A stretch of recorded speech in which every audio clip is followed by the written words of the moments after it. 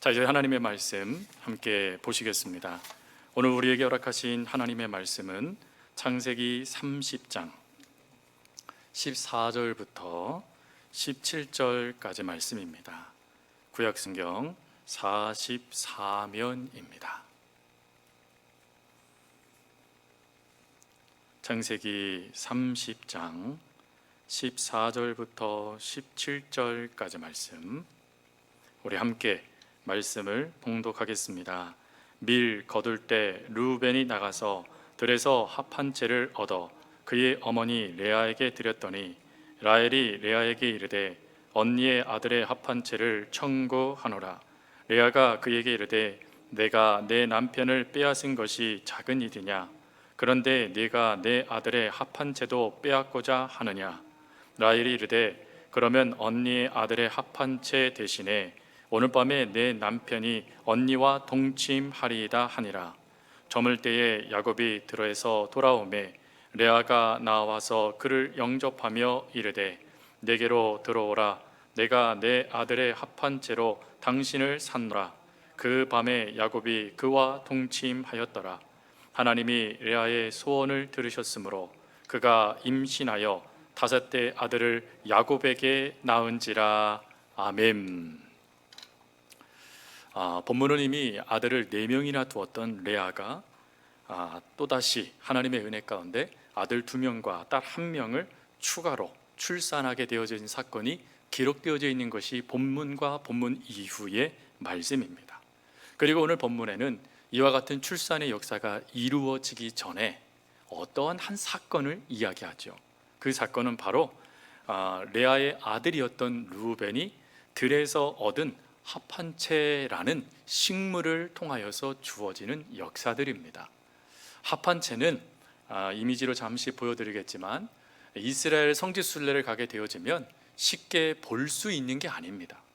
합 한 채는 지금도 박물관이나 가야 볼 수 있는 그런 식물인데, 이 합 한 채를 하나님께서 르우벤을 통하여 이 가정을 또다시 하나님의 복의 역사를 이끌어가는 도구로 이 합 한 채를 삼게 되어지죠. 그럼 합 한 채 어떻게 생겼느냐? 이렇게 생겨 있습니다. 이게 확대해 놓으니까 일반 들골처럼 보이겠지만 이게 의외로 부피가 큽니다. 성인이 한 가슴으로 이렇게 안을 수 있을 정도의 크기입니다.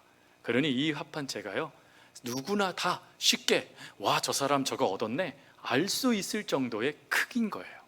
근데 이것을 르우벤이 얻어오자, 그가 구해오자 라헬이 즉시 레아에게, 언니에게 그거 나에게 달라라고 말하며 그 다음의 역사가 주어진 게 본문의 내용이죠. 우리는 본문의 내용, 앞부분의 내용을 이미 초하루 새벽기도회 때 살폈습니다. 초하루 기도회 때 그것을 살피면서 이 사건을 뭐라고 말씀을 드렸냐면 출산 경쟁의 결과라고 말씀을 드렸어요. 그리고 이 출산 경쟁은 안타깝게도 부정적인 수많은 감정들이 나타나게 되고 하나님의 자리조차도 차지하려고 하는 영적 교만이 이 자리 가운데 있었다라고 말씀을 드렸어요. 그리고 이러한 순간에도 하나님은 야곱 가정의 허물과 약함에도 불구하고 하나님의 약속하심, 그 은혜를 그대로 성취해 가셨다라고 말씀을 드렸죠. 이제 오늘 본문의 말씀은 이렇게 하나님의 역사, 하나님의 그 은혜들을 이루어 가시는 하나님께서 그 모든 것들을 이루어감에 있어 우리 속에 버려야 될 것들이 또 무엇인지를 말씀하세요. 처음에는 감정적인 투기심과 경쟁심을 버리라고 말씀을 드렸는데, 이제 오늘 본문에서는 그거 외에 3가지 반드시 우리 가운데 버려야 될 모습을 말씀하십니다. 그 첫 번째 모습은 과도한 욕심을 버려라 라는 것입니다. 14절에 분명히 르우벤이 합 한 채를 들에서 얻게 되어지자 즉시 15절에 라헬이 그 합 한 채를 나에게 달라라고 요구하게 되죠. 그리고 그 요구함의 대가가 뭐죠? 남편과 동침할 수 있도록 해줍니다. 즉 합 한 채라는 그 식물을 얻기 위해서 남편의 사랑을 놓고 흥정하고 있는 모습이 지금 레아와 라헬의 대화의 내용입니다. 심지어 레아가 야곱에게 뭐라고 말하죠? 내가 샀노라. 여러분, 내가 이걸 주고 당신 샀어. 그러니 나와 동침해. 무슨 내용인 것 같습니까? 성매매 내용과 같은 거죠. 지금 이게 아내가 남편에게 해야 될 말입니까? 그렇지 않지요. 정상적인 가정에서 있을 수 없는 지금 대화가 오고 가는 거예요. 그러면 이런 대화가 오고 가도록 만든 이 합한 채, 도대체 라헬이 왜 이렇게 요구를 했던 것입니까?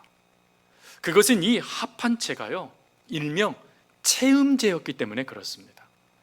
채음제라는 이것은 두 가지의 나쁜 효과가 있는데, 그 첫 번째 효과는 음란을 재촉하거나 성욕을 일으키는 것이랍니다. 음란을 재촉하고 성욕을 일으킨다? 그러면 여러분 뭘 말하는 것일까요? 마약을 말하는 것이에요. 즉 이 합한채는 마약 식물입니다. 그래서 여러분들이 이스라엘 성지순례를 가면 절대 볼 수 없는 거예요. 어떻게 마약 성분의 이 식물을 들에 그냥 방치해 놓겠습니까? 그럼 온 나라가 마약에 중독되겠지요. 바로 그걸 말하는 거예요. 그리고 나쁜 것 두 가지는 이 당시의 중동의 사람들이 이 합한채를 다산을 일으키는 식물로 여겼어요. 다산을 일으킨다? 그럼 여러분, 이것이 후에 이스라엘 백성들에게 나타나는 우상 숭배의 한 신, 뭐와 비슷하죠? 아세라 신과 같죠. 즉 하나님을 믿고 있는 라헬이 지금 어찌하고 있냐면, 인간의 성적인 욕망을 발동시키는 채음제, 그리고 다산을 축복을 준다라고 생각하는 그 세상 사람들의 생각에 동의하여 지금 이 합한채를 요구하고 있었다라는 것입니다. 그러니 이것이 얼마나 큰 죄악입니까? 그런데 여러분, 이러한 것들을 요구하면 그럼 라헬이 다산을 얻었습니까? 세상 사람들이 말하는 방법대로 행했다면 그대로 됐나요? 아니요, 여러분, 그렇지 않죠. 오히려 아들을 4명이나 두고 있었던 레아가 아들 2명과 딸 1명을 더 얻고, 라헬은요 무자합니다. 자녀를 낳지 못해요. 즉 그가 결코 그가 원했던 그 어떤 것도 결코 이루어지지 않는다라는 것입니다. 하나님이 이것을 왜 굳이 이곳에 기록해 놓겠습니까? 언약의 약속의 대를 이어가는 가정이잖아요. 그 가정의 허물을 왜 여기다 기록해 놓으십니까? 그것은 우리 속에도 이러한 과도한 욕심이 있기 때문에 그렇죠. 그래서 그 결과를 라헬의 이 모습을 통해 보여줌을 통해서, 버려라, 그거 하나님이 원치 않는 것이야 라는 것을 깨닫게 해주시는 것이에요. 그러면 이렇게 자신의 그 욕심이 응답받지 못함으로 끝날까요? 아니요. 과도한 욕심은 결론으로는 자신을 해치게 되는 결과가 됩니다. 그래서 잠언 1장 19절 말씀을 가보면 이렇게 돼 있죠. 이익을 원하는 모든 자의 길은 다 이러하여 자기의 생명을 잃게 하느니라. 여기서 이 이익이라는 이것은 욕망이라는 단어예요. 즉 자신의 욕심에 따라 행동하는 모든 것은 결론은 뭘 잃게 만든대요? 생명을 잃게 만드는 것이라는 거예요. 그럼 여기서 말하는 생명은 실제적으로 우리의 생명이지만 더 나아가서 영적으로 하나님과 우리 관계가 끊어져 버린다. 하나님의 자녀의 삶에서 저주의 인생으로 바뀌게 되는 것을 말하는 것입니다. 또한 야고보서 1장 14절부터 15절 말씀을 보면 뭐라고 말씀하시냐면, 오직 각 사람이 시험을 받는 것은 자기의 욕심에 끌려 미혹되느니 욕심이 잉태한즉 죄를 낳고 죄가 장성한즉 사망을 낳느니라. 결론은 또 뭐라는 거죠? 사망, 죽음이라는 거예요. 망하는 것이라는 것입니다. 그래서 우리들도 이러한 과도한 욕심이 우리 가운데 발동되어져서 결론이 망하는 인생이 되지 않기 위해서 우리는 버려야 된다라는 거예요. 끊임없이 과도한 욕심, 그 모든 것들을 하나님 앞에 내려 놓아야 된다라는 것이죠. 그리고 두 번째로 꼭 우리가 그리스도인으로서 하나님의 귀한 일들을 행하기 위해서 거룩한 가정이 되도록 가정을 보존해야 된다는 것입니다. 즉 다른 말로는요, 신앙의 어른이 되자라는 것입니다. 여러분, 지금 투기로 인하여서 야곱의 가정사는 참 심각한 성적 타락이 이루어집니다. 하나님이 짝지어 주신 귀한 가정의 역사가 남녀가 각기 자기 집을 떠나서 한 가정을 이루는 것이 하나님의 뜻인데, 여기에 경쟁이 붙게 되어지니까 성적인 타락이 끊임없이 이어졌다는 거예요. 근데 성적인 타락이 이어졌음에도 불구하고 그것을 죄라고 여기지 못하고 있는 이들의 모습을 보십시오. 죄, 이렇게 심각한 것입니다. 우리가 이 죄를 인식할 수 있었다? 이건 은혜가 된 거예요. 하지만 죄는 인식도 하기 전에 더 많은 죄의 결과를 만들어낸다라는 것입니다. 어떻게 할 수 있을까요? 이 다음의 사건들을 보면 알 수 있어요. 창세기 35장 말씀을 가보면 훗날 아버지와 어머니의 성적인 이 죄가요, 르우벤에게서 나타납니다. 그래서 르우벤이 아버지의 첩이었던 비라를 간통해버려요. 아버지, 어머니인 거죠. 서모예요. 어머니를 간통해버리는 사건이 발생됩니다. 그것뿐일까요? 아니죠. 역대상 2장 4절 말씀에 가보면 유다가 며느리 다말과 간통을 해요. 다른 말로요, 이 다말이 몸 파는 여인인 줄 알고 유다가 성매매를 해버려요. 누구랑 비슷해요? 부모님과 비슷하잖아요. 단지 모르는 여인과 성매매를 한 것인데 알고 보니 며느리였던 거예요. 그래서 그 며느리를 통해서요, 베레스와 세라를 낳습니다. 물론 하나님은 그 악한 행동을 통해서 베레스를 통해 예수 그리스도의 계보를 있게 하십니다. 하나님의 뜻을 우리가 어떻게 다 설명할 길이 없는 것 같아요. 이것인가? 그러면 또 다른 모습의 하나님의 역사가 있어요. 그래서 우리가 단지 할 수 있는 것은 하나님이 행하실 역사는 언제나 옳습니다라고 믿을 수밖에 없는 것 같습니다. 근데 이런 죄된 모습들이요, 아버지와 어머니를 통해 그 다음 세대에게 유산으로 남겨진 거예요. 여러분, 그러니 이러한 모습이요, 그대로 방치할 수 없는 우리들의 가정의 모습이 되도록 방치해서는 안 된다는 거예요. 디모데전서 6장 말씀에 가보면 성적인 이런 모습뿐만 아니라요, 사도 바울은 디모데에게 반드시 끊어내야 될 것들을 이야기해요. 예를 든다라면 비방, 교만, 변론, 언쟁, 투기, 분쟁, 악한 생각, 마음의 부패, 부하여 지려는 마음들, 해로운 욕심들, 돈을 사랑함. 11가지의 목록들을 이야기하면서 반드시 이와 같은 것을 끊어내야 된다라고 이야기를 합니다. 왜 그럴까요? 내 대해서 그게 멈추지 않고 다음 때에 그게 그대로 흘러가 버린다라는 거예요. 그래서 다음 때의 자녀들에게도 이 모습이 여지없이 나타나 그 죄된 모습들의 연결고리가 끊어지지 못하여 하나님의 진노가 그 자리 가운데 임하게 되기 때문에 그래요. 그래서 사도 바울은 그 다음 말씀에 뭐라고 말합니까? 선한 싸움을 싸워라 라고 말을 해요.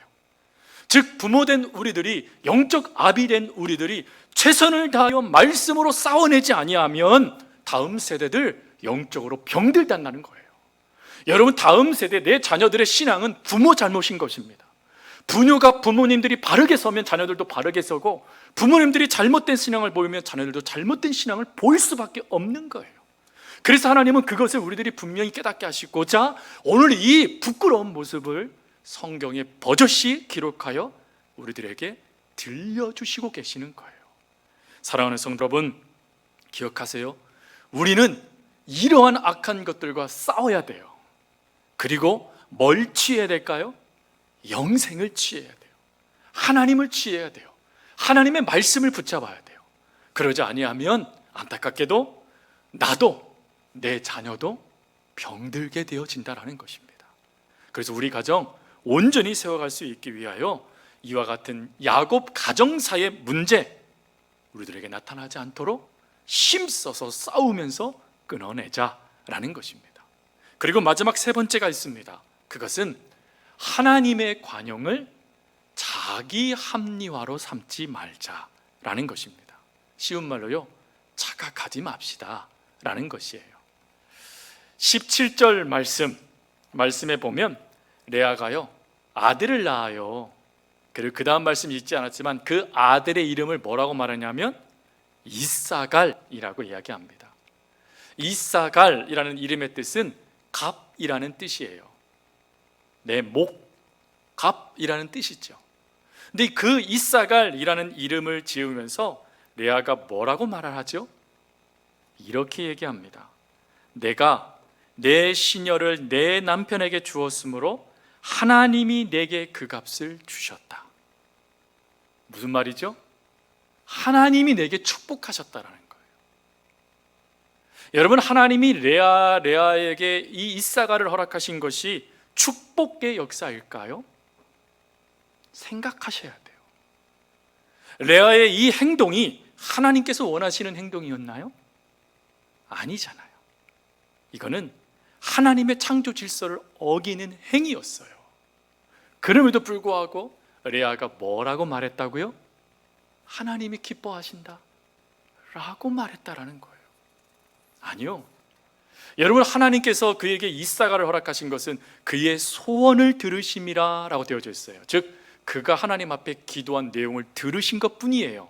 단 그 들으심은 하나님의 약속을 이루기 위한, 하나님의 그 축복을 이루기 위한 역사이지, 보상도 그의 신앙을 인정하는 것도 아니었다라는 거예요. 단지 하나님의 약속을 이루어갈 근간이 되도록 그의 그 잘못된 기도의 요청조차도 들으셨다라는 거예요. 그러면 그것을 깨달아야 되죠. 아, 하나님이 내가 이렇게 내 욕심에 따라 나도 내 동생과 같이 과도한 욕심을 부렸는데 그럼에도 불구하고 하나님이 나에게 이렇게 응답하셨다라면, 그러면 내가 하나님 앞에 죄를 지었기 때문에 그 죄를 지은 것이 용서받은 것이냐, 아니면 하나님이 참으신 것이냐, 이거에 대한 답을 자기가 내릴 수 있어야 됐다라는 거예요. 하지만 그의 답은 뭐였다고요? 인정이었다라는 거예요. 하나님이 내 삶을 인정하셨다. 어떤 분들이 가끔 그런 말씀을 하세요. 하나님이 내 삶을 원치 않으셨다면 이미 자기를 죽이셨다라는 거예요. 근데 하나님이 내 삶을 죽이시기는커녕 이렇게 하나님께서 그대로 내어주시니, 이것은 하나님이 비록 내 삶이 엉터리고 내 삶이 부끄러운 삶이라 할지라도 하나님이 그런 나의 모습을 인정하신 것이야 라고 생각합니다. 그런가요?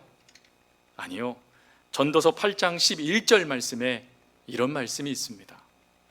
악한 일에 관한 징벌이 속히 실행되지 아니하므로 인생들이 악을 행하는 데에 마음이 담대하도다. 중요한 말씀 있죠? 아직 실행되지 않았대요. 하나님이 그 악한 일을 징벌을 속히 실행하지 않으셨대요. 그럼 무슨 말이죠? 반드시 실행하신다라는 말씀이에요. 하나님의 뜻이 유보되어진 거예요. 없어진 게 아니에요. 인정하신 게 아니에요. 유보하셨다라는 거예요. 하나님이 왜 이것을 유보하셨을까요? 회개할 기회를 주시는 것이죠. 깨닫고 돌이켜 그 잘못된 삶을 청산하여 하나님의 자녀의 복된 삶을 살아갈 수 있는 기회를 주신 거예요. 근데 그 기회를, 하나님의 그 기회 관용을 내 행동의 합리화로 삼아버렸다라는 것이죠. 여러분, 이러한 모습을 사도 바울이 또 뭐라고 표현했는 줄 아십니까? 로마서 2장 4절부터 5절 말씀에 보니까 이렇게 말을 해요. 다 읽지 않고요, 5절의 끝부분 말씀. 그날에 임할 진노를 네가 쌓느니라. 진노를 쌓는 행위라는 거예요. 성도 여러분, 진노를 쌓는 삶을 그대로 사시겠습니까? 아니면 하나님의 그 관용에 감사하며 즉시 그 삶을 청산하시겠습니까? 답은 뭘까요? 왜 하나님이 이 말씀을 우리에게 주어 주셨다고요? 깨닫게 하시기 위함이에요. 하나님은 진노를 기뻐하시는 분이 아니십니다. 하나님은 참되 길이 참아주시는 관용하시는 하나님이십니다. 그 하나님의 역사에 합리화로 만들지 말고 회개함으로 그 삶을 청산하라라는 하나님의 사랑의 메시지인 것이죠. 말씀을 정리합니다. 성도 여러분, 우리는 문제투성이에요. 실수투성이죠. 하나님의 말씀대로 살아가고자 하지만 그 말씀대로 살아가지 못하는 연약함이 우리들 가운데도 있어요. 근데 그런 연약함을 하나님은 붙잡으셔서 하나님의 섭리를 이끌어 가시는 도구로 사용해 가세요. 누구를 위해서요? 우리를 위해서요? 아니요, 하나님을 위해서 말입니다. 하나님이 그냥 그렇게 하신 것이죠. 그러기에 우리는 어떤 것도 자랑할 것이 없습니다. 자랑할 것만 없는 게 아니라 우리의 삶을 끊임없이 하나님 말씀 앞에 비추어가며 우리가 끊어내야 될 것들, 버려야 될 것들, 그리고 반드시 우리가 붙잡아야 될 것들을 무엇인지를 깨달아 알아 그것들을 붙잡으며 살아가는 합당한 삶, 그리스도인의 합당한 삶을 살아가기를 하나님은 원하신다라는 것입니다. 그러니 이것을 믿고 그렇게 살아갈 수 있는 우리가 될 수 있길 바랍니다. 마지막으로요, 역대상 16장 29절 말씀 같이 읽고 기도하겠습니다. 함께 읽겠습니다. 여호와의 이름에 합당한 영광을 그에게 돌릴지어다. 제물을 들고 그 앞에 들어갈지어다. 아름답고 거룩한 것으로 여호와께 경배할지어다. 아멘 할 수 있는 우리가 될 수 있기를 주의 이름으로 축복합니다.